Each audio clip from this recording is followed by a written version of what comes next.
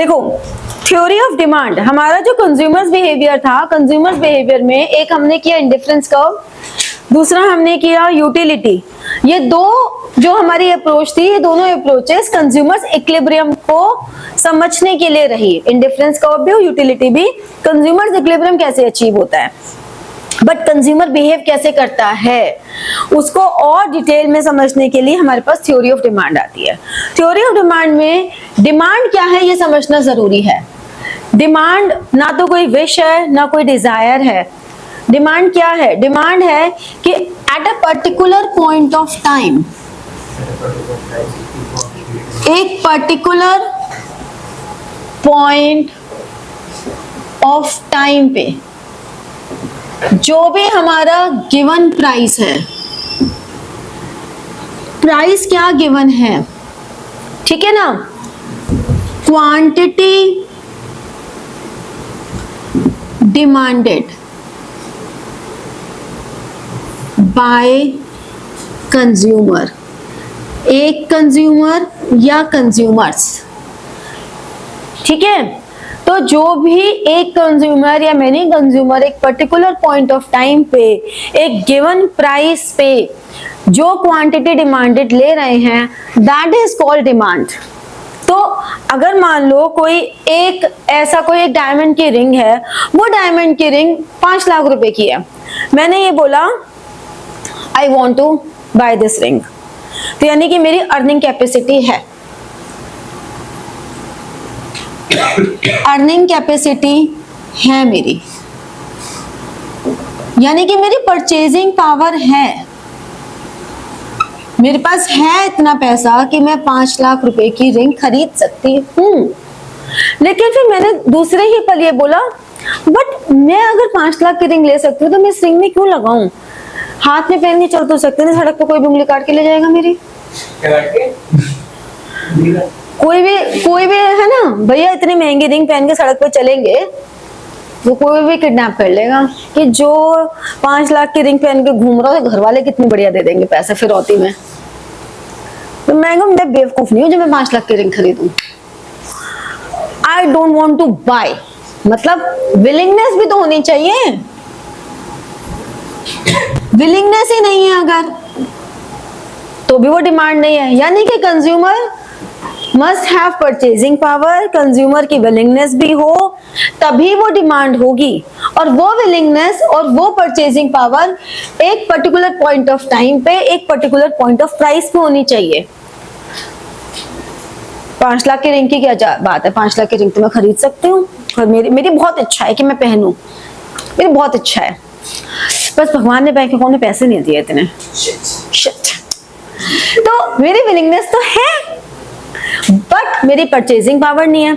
अब भाई मैं खरीद भी सकती हूँ, ऐसा क्या है, मैं खरीद नहीं सकती, मेरी परचेजिंग पावर भी है, मेरी इच्छा भी है, मैं पहन के घूमना भी चाहती हूँ, लेकिन ये 50,000 की मिलेगी तो भाई 5 लाख की चीज अगर मुझे 50,000 की मिल जाएगी, परचेजिंग पावर कैसी है? मेरी परचेजिंग पावर 50,000 रुपए है। अच्छा मेरी परचेजिंग पावर 50,000 रुपए है और मैं 50,000 रुपए इस रिंग पे खर्च करने के लिए तैयार भी हूँ, तो मैं कंज्यूमर नहीं हूँ, वो डिमांड भी नहीं है, क्योंकि मैं इस पर्टिकुलर प्राइस पर तो नहीं हूँ ना। तो इसलिए ये एसेंशियल एलिमेंट्स हैं। कोई भी इवेंट डिमांड कब बनेगा, जब एक पर्टिकुलर पॉइंट ऑफ टाइम पे एक गिवन प्राइस पे कंज्यूमर इज विलिंग टू पे and consumer has purchasing power, तभी वो डिमांड बनेगी। समझे? अब जब हम, एक होती है इंडिविजुअल डिमांड, एक होती है इंडिविजुअल डिमांड और एक होती है मार्केट डिमांड। इंडिविजुअल डिमांड कौन है? जो बाय सिंगल कंज्यूमर है, और market demand by many consumers, ठीक है। ऐसे ही एक हमारे पास टर्म है डिमांड स्केड्यूल और एक है डिमांड कर्व, क्या डिफरेंस है दोनों में? डिमांड शेड्यूल टेबल के फॉर्मेट में जो भी क्वांटिटी डिमांड की पर्टिकुलर प्राइस है वो टेबल के फॉर्मेट में डिस्प्ले होता है, तो अपने ग्राफ है। Tabular presentation showing inverse relation between price of X and quantity demanded of X. ठीक है, price of X and quantity demanded of X, जबकि demand curve is graphical presentation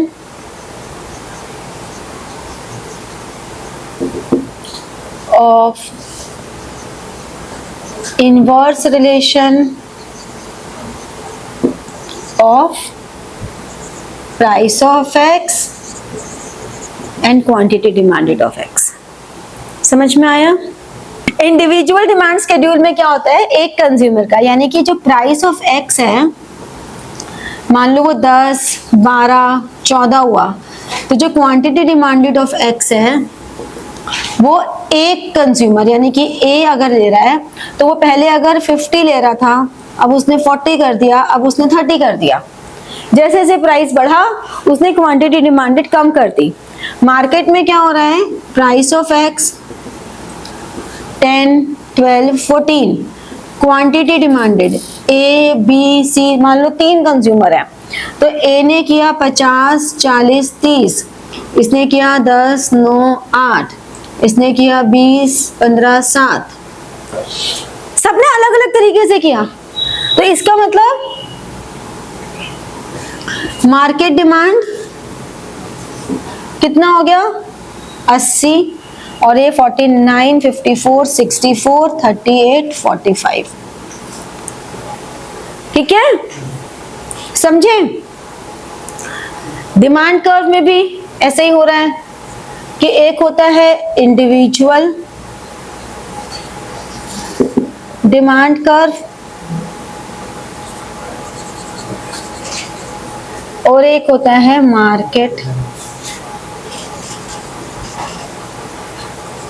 demand curve. Individual demand curve और market demand curve, अगर हम किसी एक individual को दिखा रहे हैं, जैसे कि ये डिमांड कर्व है ए का, यहाँ पे क्वांटिटी डिमांडेड, यहाँ पे प्राइस, ये ए का हो गया, ये इंडिविजुअल डिमांड कर्व है। अब ऐसे ही हमने मान लो ये बी का है, तो market demand curve is horizontal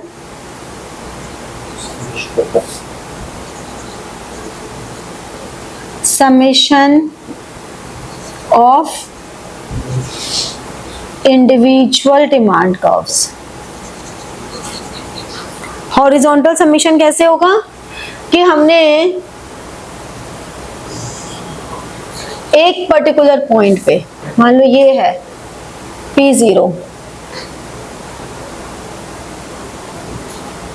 ये भी P0, तो हमने A1 और B1 यानी कि P0 A1 और P0 B1 ये वाला डिस्टेंस हमने ऐड कर दिया, प्रॉपर स्केल से मेजर करके ये वाला डिस्टेंस ऐड कर दिया, और फिर इसी पर हमने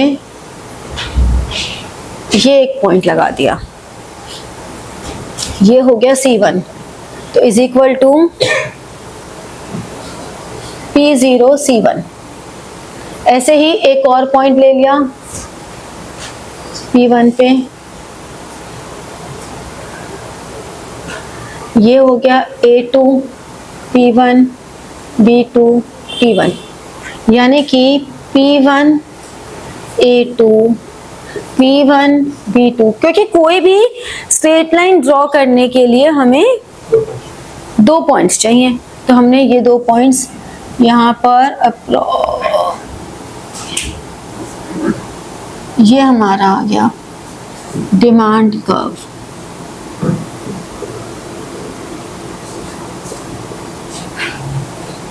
C2। ठीक है, तो हॉरिजॉन्टल समेशन हो गया। फैक्टर्स अफेक्टिंग डिमांड, एक तो प्राइस ऑफ ओन गुड, ये तो हमने अभी इसमें भी बात की कि प्राइस ऑफ ओन गुड में वो नेगेटिव रिलेशन होता है, ठीक है ना, तो वो नेगेटिव रिलेशन में है। यानी कि अगर नॉर्मल गुड्स हैं तो ही हम बात कर रहे हैं, अगर नॉर्मल गुड्स के अलावा कोई भी और गुड्स हैं, इंफीरियर गुड्स हैं, गिवन गुड्स हैं, तो उसमें हम ये बात नहीं करते। हम सिर्फ बात कर रहे हैं कि प्राइस ऑफ ओन गुड का मतलब हुआ कि खुद के प्राइस के साथ उनका नेगेटिव रिलेशन होता है। फिर अगर इनकम ऑफ कंज्यूमर हो तो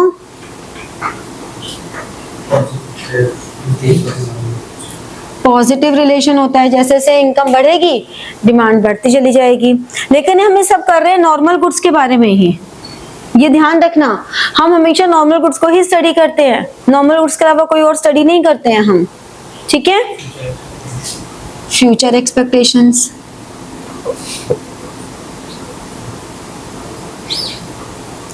फ्यूचर एक्सपेक्टेशंस का मतलब क्या हुआ कि बढ़ेगा या कम होगा। हाँ, अगर हमें ये एक्सपेक्टेशन है कि फ्यूचर में इस कमोडिटी का प्राइस बढ़ रहा है तो अभी से हम उसकी डिमांड बढ़ा देंगे। अगर हमें फ्यूचर में ऐसा लग रहा है कि उसका कम होने वाला है तो हम डिमांड अभी कम कर देंगे। तो हमें फ्यूचर में क्या एक्सपेक्टेशन है, that matters. Price of related goods, related goods में दो आते हैं, कॉम्प्लीमेंट्री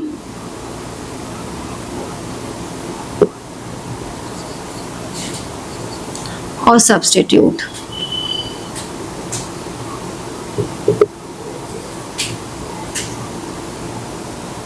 कॉम्प्लीमेंट्री और सब्स्टिट्यूट गुड्स। कॉम्प्लीमेंट्री गुड्स क्या होते हैं? Which can not be consumed separately, जबकि substitute goods which can be consumed in place of another, ठीक है।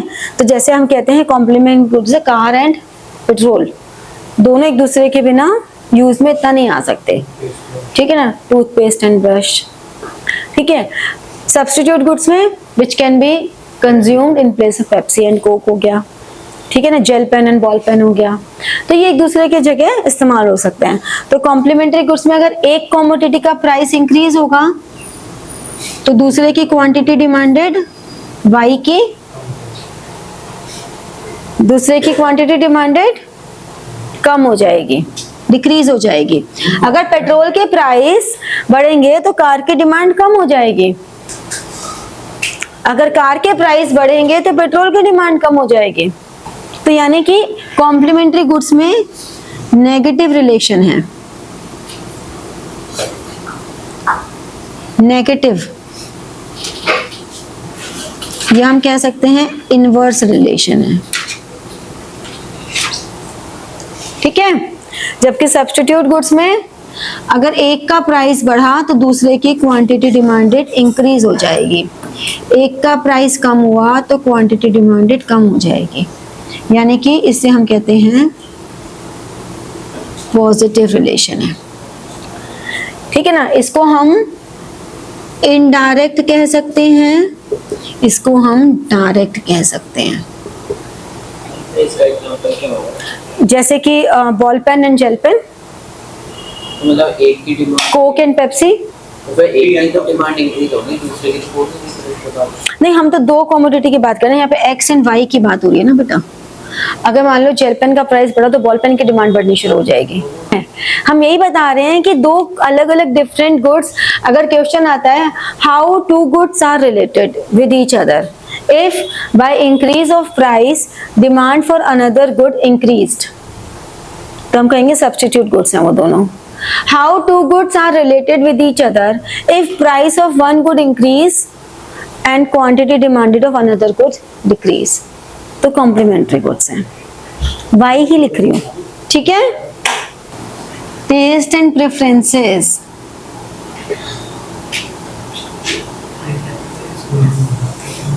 टेस्ट एंड प्रेफरेंसेस कैसे हुआ कि अगर आपका टेस्ट या प्रेफरेंसेस कोई कमोडिटी के टुवर्ड्स ज्यादा इंक्लाइंड है तो उसकी डिमांड बढ़ेगी, लेकिन अगर टेस्ट ज्यादा इंक्लाइंड नहीं है तो उसकी डिमांड कम होगी। ठीक है ना। जैसे कि मान लो अगर तुम्हें किसी पर्टिकुलर जगह के मोमोज बहुत पसंद है, अब अगर उसने 80 रुपए की जगह 90 रुपए भी कर दे तब भी तुम्हें कोई दुख नहीं होने वाला। ठीक है ना, ये कोई बात नहीं। लेकिन अगर किसी जगह की पसंद ही नहीं है और तुम्हारा कोई दोस्त बोल दे कि अरे वहां पे 50 रुपए की प्लेट मिलती है, अरे 50 का क्या करेंगे, स्वाद तो बिल्कुल नहीं है, 50 रुपए कूड़े में जा रहे हैं। मतलब आपका टेस्ट एंड प्रेफरेंसेस मैटर करता है कि आपको कहाँ के पसंद है। ठीक है ना। तो टेस्ट एंड प्रेफरेंसेस डिमांड को काफी ज्यादा इम्पैक्ट करते हैं। ठीक है। इसके बाद हमारे पास आता है law of demand. Law of demand क्या कहता है कि there is inverse relation between price of x and quantity demanded of x being other things remain constant। इसको हम एक टर्म बोलते हैं सेट्रिस पेरिबस। ठीक है। सेट्रिस पेरिबस का मतलब हो गया being other things remain constant. तो इसके डेफिनेशन से ही हमें इसकी एजम्पशंस मिलती हैं। क्या है एजम्पशंस? कि price of other things remain constant, there is no change in income of the consumer. क्योंकि हम सिर्फ यहाँ पे प्राइस की बात कर रहे हैं ना लॉ ऑफ डिमांड में, कि there is inverse relation between price and quantity demanded of commodity being other factors remain constant। ये सारे there is no future expectation, there is no change in price of related goods, there is no change in taste and preferences, और एक जो consumers behavior में हमेशा आता है rational consumer। तो बहुत आसान है इसके assumptions लिखने। तो जब भी law of demand पूछा जाए तो आपको assumptions लिखनी ही हैं। फिर डायग्रामेटिक प्रेजेंटेशन में कोई जरूरी नहीं है कि आप स्केड्यूल और डायग्राम को लिंक करें, अलग अलग बनाएं। ये हमारा डायग्राम है, डायग्राम की लेबलिंग बहुत जरूरी है। कोई भी आंसर कभी डायग्राम से स्टार्ट नहीं करना, और डायग्राम की एक्सप्लेनेशन भी मस्ट है। ठीक है। तो अब हम ये कहेंगे क्वांटिटी डिमांडेड और प्राइस। तो हमने बता दिया कि पहले ये प्राइस था, ये क्वांटिटी थी, P0 था, Q0 था। जैसे ही प्राइस कम हुआ क्वांटिटी बढ़ गई, तो प्राइस कम हुआ तो क्वांटिटी बढ़ गई। ये आप एक्सप्लेन कर देंगे। ठीक है। अगर स्केड्यूल बनाना है तो स्केड्यूल में आपका वही बन जाएगा कि प्राइस कम हो रहा है, मान लो 5 से 8 हो गया, बढ़ गया, तो क्वांटिटी डिमांडेड कम हो जाएगी, 10 से 8 आ गई। ठीक है। फिर हम कहते हैं why law of demand operates, या why demand curve slopes from downward, why consumer demands more at less price, why consumers demand less at high price। ठीक है। why demand curve slopes downward। तो इसमें से या why law of demand operates, इनमें से कुछ भी आ जाता है तो हमारे पास आंसर क्या होगा? रीजंस। पहला applicability of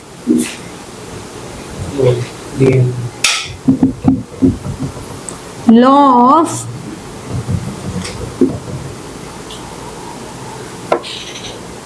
diminishing marginal utility. ठीक है।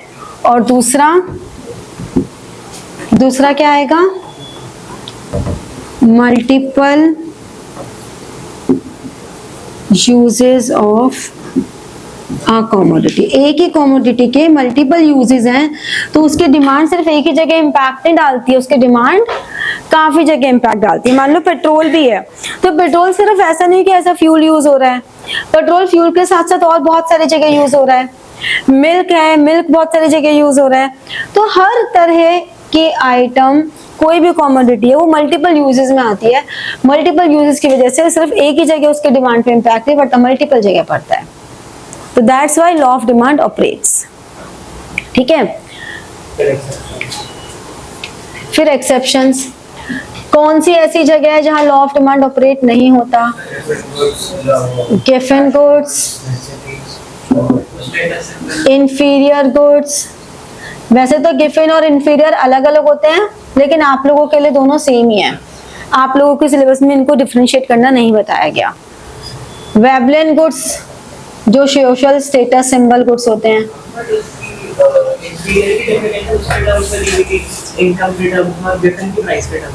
हाँ, कर सकते हो। वेबलेन गुड्स जो सोशल सिंबल होती हैं। नेसेसरी गुड्स, मेडिसिन है, मेडिसिन में थोड़ा ना होगा, नेसेसरी गुड्स हो गए। और emergency goods.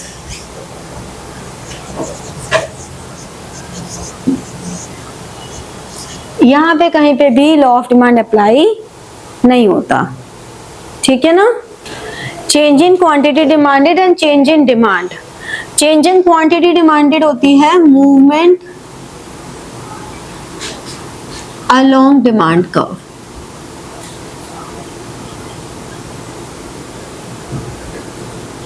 Movement along demand curve, इसका मतलब हुआ कि ड्यू टू प्राइस चेंज होने की वजह से, ठीक है। यानी कि अगर ये हमारे पास है, ये डिमांड कर्व है और ये प्राइस है,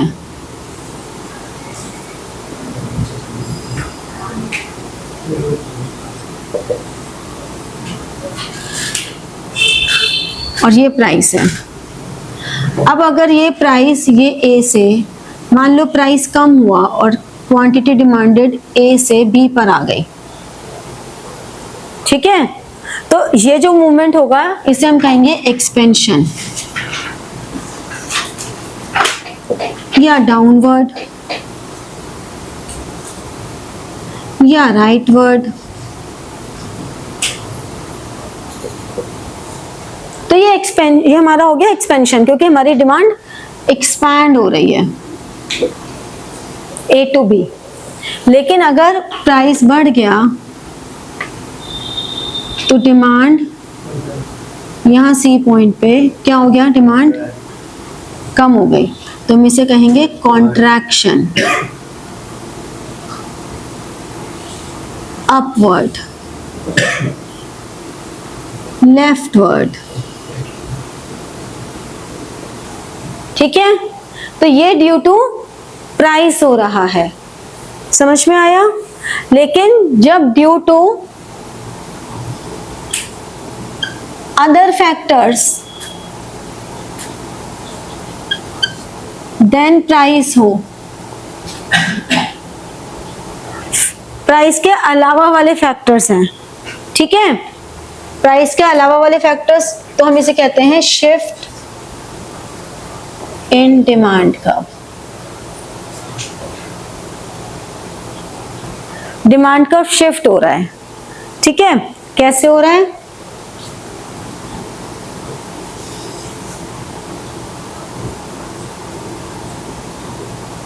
ये तो हमारा डी से अगर D1 हो रहा है या D2 हो रहा है,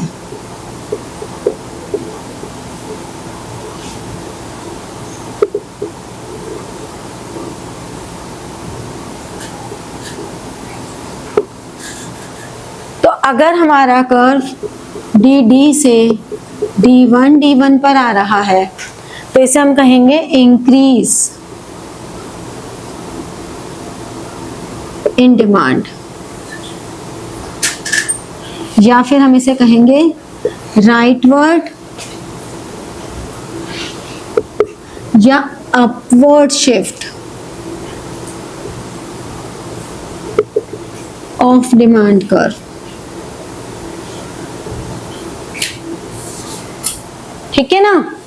लेकिन अगर ये DD से D2 आ गया तो इसे हम कहेंगे डिक्रीज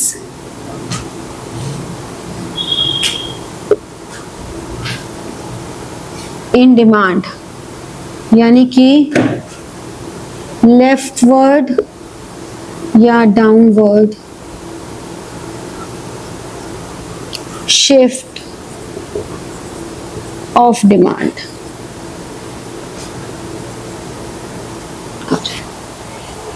ठीक है, समझ में आया? क्लियर हुआ ये? पक्का?